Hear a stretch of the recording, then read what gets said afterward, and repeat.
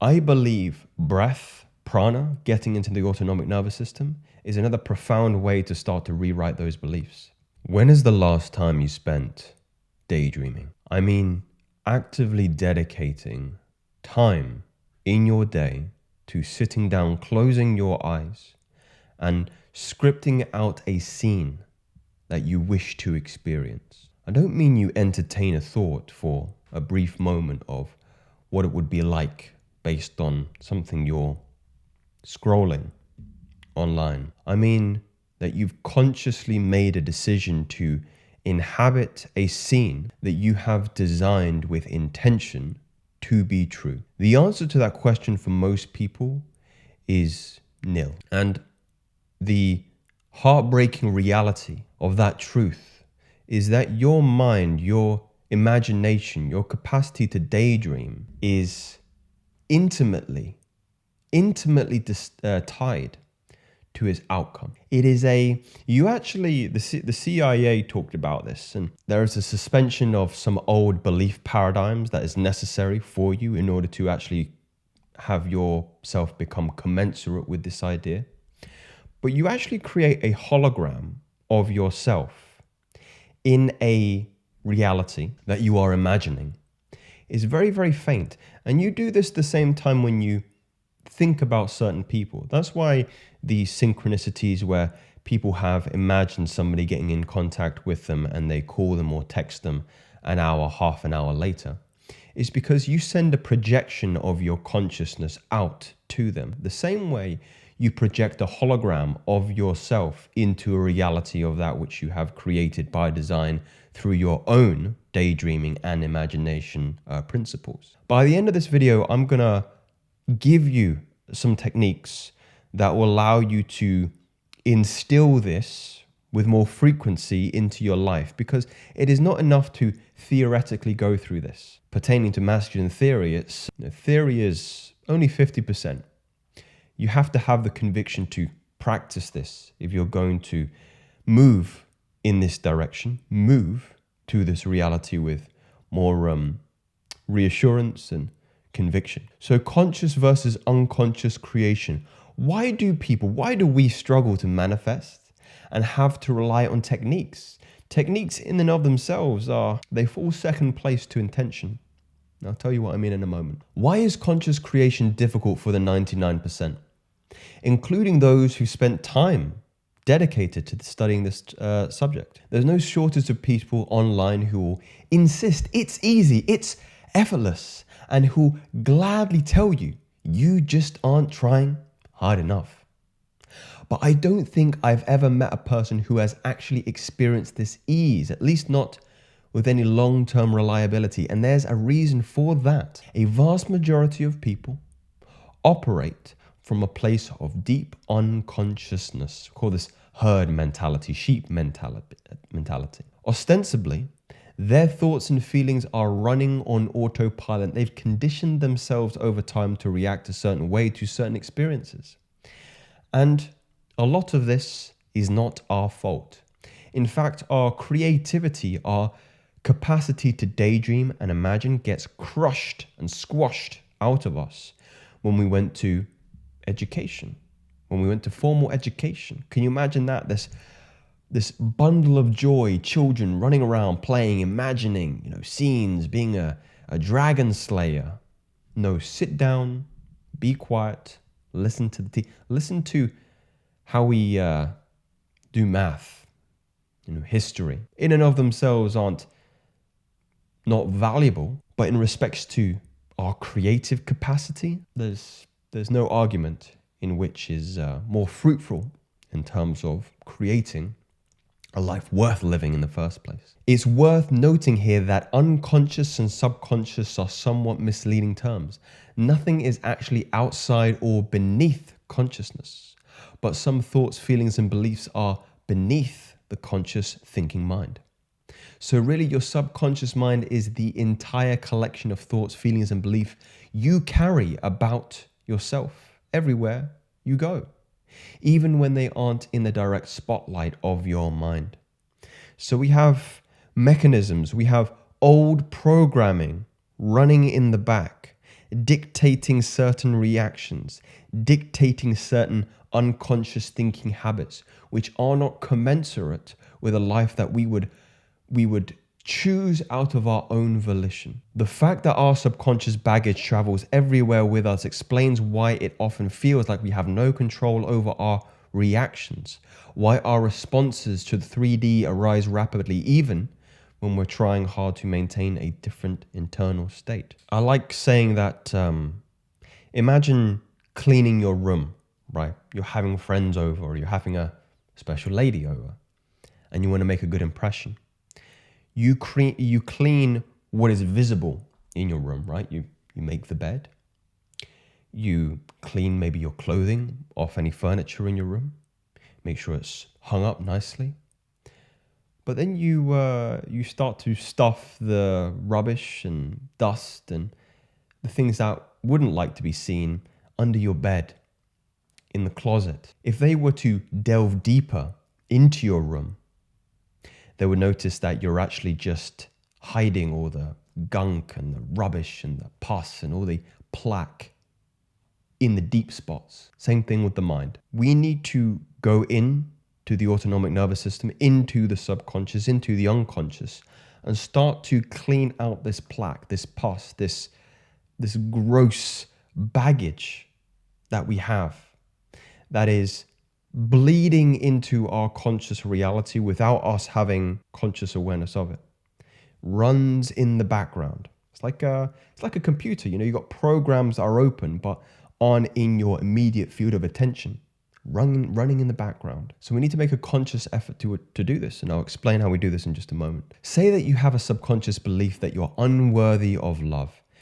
You might be trying very hard to maintain the state of being and feeling love and accepted, but your negative "I'm unworthy of love" is a reflex, it's a reaction, it's one of those programs. It's always present in the background of our experiences. So there's a competition going on in your consciousness. Your subconscious thoughts, beliefs, and systems are fighting against your conscious thoughts, feelings, and belief. Both the conscious and unconscious are trying to find their expression through manifestation at the same time. So there are two solutions to this. The first option is to take steps to recondition your subconscious mind, to chip away at negative or limiting thoughts, feelings, and belief by replacing them with one or more positive ones. State akin to sleeps and visualizations are two common methods for doing this. We enter into a more positive state over and over again until that positivity begins to bleed over to the subconscious. Now, I believe this can be made more powerful. So you're probably all privy to hypnotic states. We are in susceptible theta hypnotic states when we first wake up and when we're entering that drowsiness before bed. So suggestibility there is a good time to write new programming. I believe breath, prana, getting into the autonomic nervous system, is another profound way to start to rewrite those beliefs. I would highly recommend you research something like holotropic breathing. It is breath work, by the way, key word being work in that particular word. This is an exercise. This is difficult. This is not easy. It's like going to the gym. You will face resistance here. The way you can do this is through mouth breathing, heavy mouth breathing, panting, deep and full, for a prolonged period of time, with perhaps some music to help you and guide you. You will have deep emotional and energetic response. You will cry. You will laugh hysterically. This is very, very profound. But you start to undo the trauma of these negative thoughts and programs in the background through this. It's in the soma. Soma is Greek for body. The trauma, the unwritten programs, they're not up here in the brain. They're in the body. Your body is your subconscious mind. You have trauma in your pecs, in your chest, in the fibers in your muscle. You have trauma in your organs, in your liver, in your stomach. You have trauma in your bones. You have trauma in the nerves. You have trauma in the neck, in the jaw.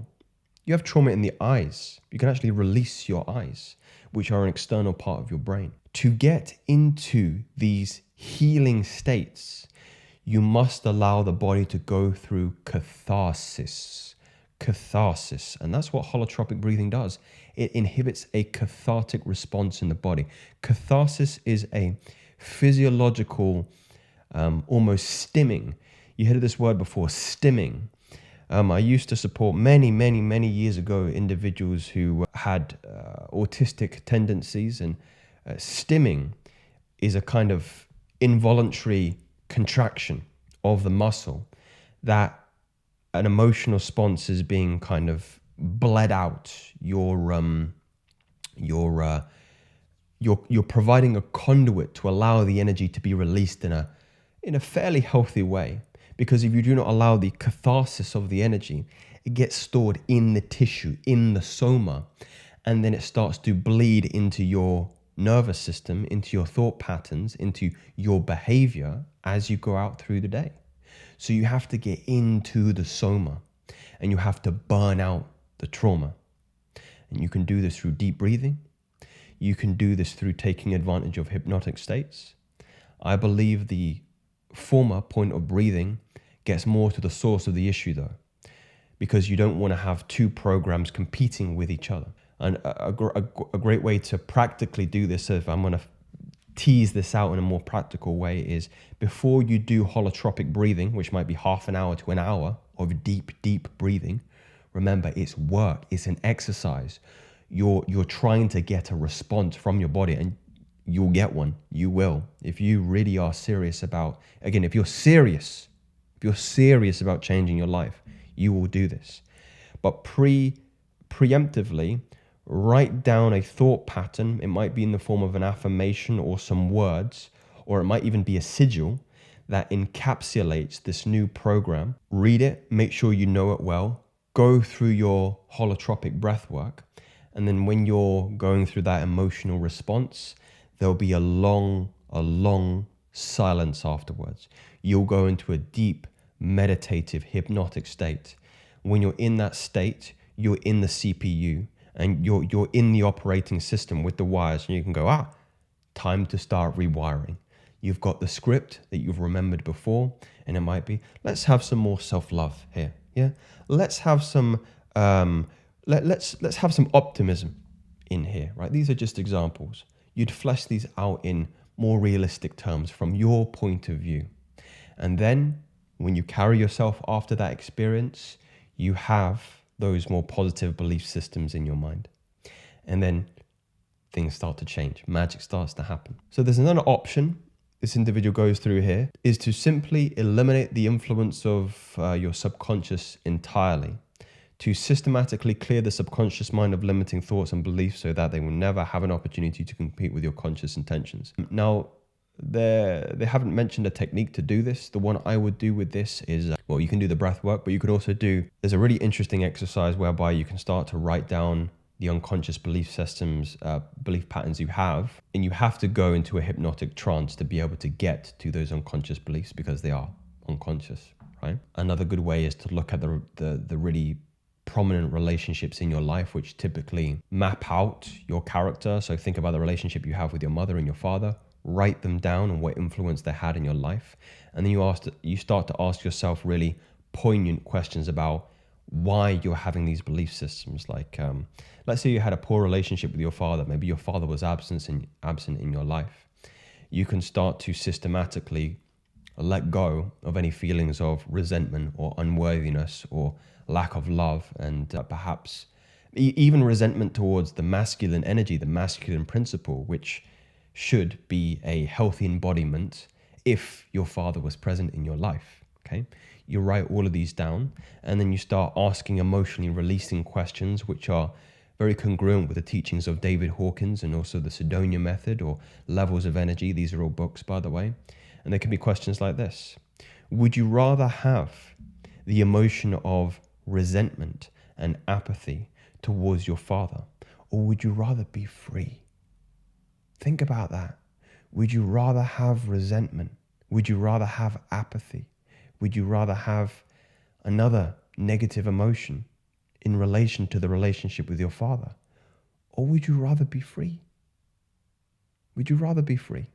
I know what I would rather have. I would rather be free. And asking yourself the question, when will you allow yourself to let go of this emotion or this belief system and be free? These are very, very powerful questions, especially if you're in very receptive states. Meditation, breathwork states. Very, very, you get deep into the nervous system and you start, again, playing about with the wiring here. The reason I'm such a diehard advocate of these release techniques is because, in my experience, the second solution is a much more efficient one.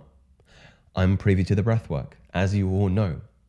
If you never addressed your subconscious limitations, you'll be forced to continue fighting the conscious versus the unconscious battle forever. You'll have to be relentless in your adherence to stats and visualizations, because ceasing those practices would set you back to square one. So no longer are you consciously having to do these exercises. You just have these belief patterns with you all day long, which I believe is certainly more conducive to transurfing reality. The reason you accumulate thoughts and feelings and beliefs in the subconscious is because at some point in time, you decided it was better not to face the uncomfortable or unwanted mentations, ruminations, thought patterns. You've stuffed those clothes underneath your bed and you're not dealing with them. This is a difficult exercise. You will cry. You will scream. You will laugh.